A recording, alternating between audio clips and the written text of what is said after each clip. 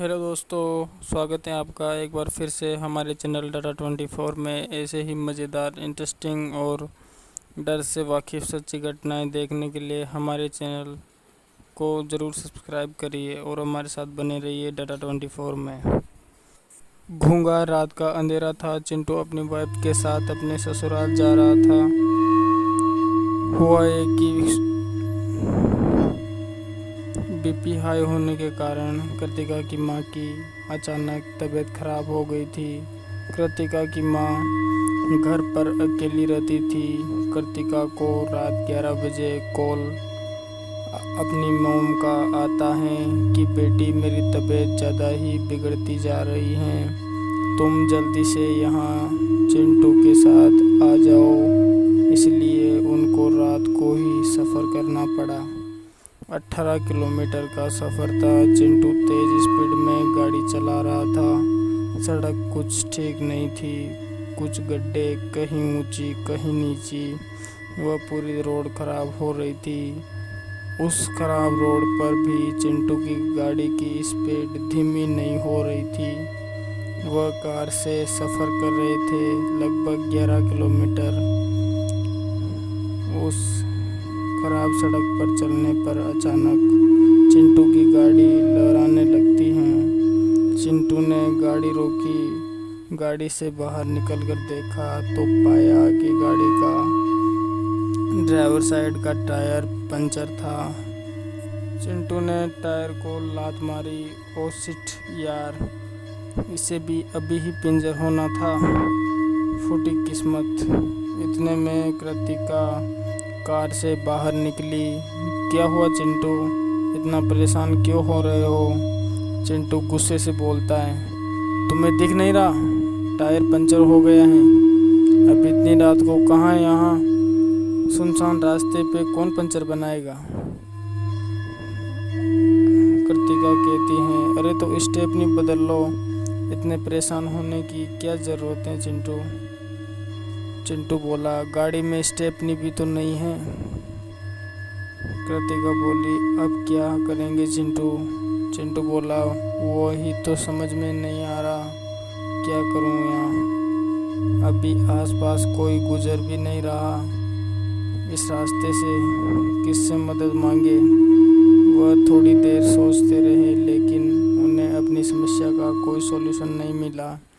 फिर चिंटू ने कहा, जो होगा देखा जाएगा। कृतिका, तुम गाड़ी में बैठो, हम थोड़े आगे बढ़ते हैं। ऐसे यहाँ खड़े रहने से काम नहीं चलेगा।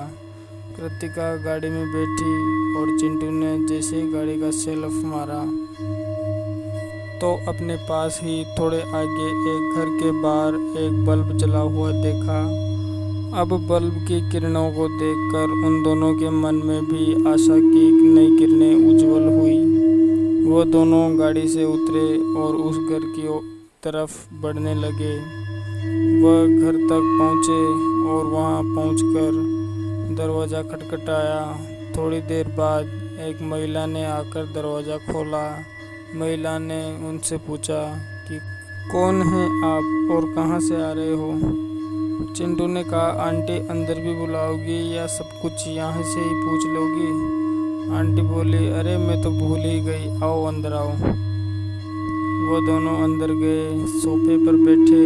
फिर आंटी ने पूछा, अब बताओ बेटा, कहाँ से आ रहे हो? चिंटू बोला, आंटी ये मेरी वाइफ हैं, हम इसकी माँ की अचानक तबीयत खराब होने की वजह से इनके गांव जा रहे हैं। अभी हम चल ही रहे थे कि यहाँ हमारी गाड़ी का टायर पंचर हो गया और गाड़ी में स्टेपनी भी नहीं है। हमने अभी अपने आसपास भी देखा तो आपका घर दिखाई नहीं। फिर हमने परेशान होकर आगे बढ़ने की सोची तो अचानक से आपका बल्ब जला हुआ देखा।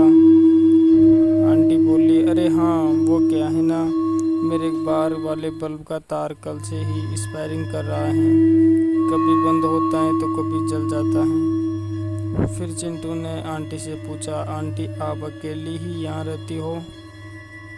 आंटी बोली, अरे नहीं, मेरे हस्बैंड और मेरी 2 बेटियाँ, हम चारों यहाँ रहते हैं। लेकिन आज वह उनके दोस्त के लड़के की शादी में गए हुए हैं। अब चिंटू, मैं तो तुम्हारी क्या हेल्प कर सकती हूँ? फिर चिंटू बोला, नहीं आंटी, हमें कोई हेल्प नहीं चाहिए। हम तो आज रात ही यहीं रहेंगे, कल सुबह जल्दी ही निकल जाएंगे, अगर आपको कोई तकलीफ ना हो तो। है ना कृतिका? कृतिका बोली, हाँ आंटी, हमें कोई दिक्कत नहीं। दोस्तों, आप सोच रहे होंगे कि इन्हें तो अपने ससुराल में बहुत ही अर्जेंट काम था, फिर अचानक इन दोनों का मन कैसे बदल गया। अक्सर दोस्तों, वो घर जिसमें वो मदद के लिए आए थे, वह छलावा का बनाया हुआ माया रूपी घर था। छलावा जो अपने छल से लोगों को फंसाती हैं और उन्हें अपना शिकार बनाती हैं। जिस महिला को उन्होंने उस घर में देखा था, वह छलावा ही थी, और वह दोनों उस रात उसके घर में ही रुक गए। और अगले दिन जब वो उठे तो पाया कि दोनों नीचे धूल में ही सो रहे थे, और उन्होंने अपनी कार को सड़क के किनारे ही खड़ी कर रखा था। कार के चारों टायर एकदम ओके थे, उसमें किसी भी प्रकार का कोई भी पंचर नहीं था। उन्होंने उठकर एक दूसरे से कल रात की घटना के बारे में बातचीत की, तो दोनों एक दूसरे से बोले कि हाँ, सच में ही हमारे साथ ये घटना घटी थी।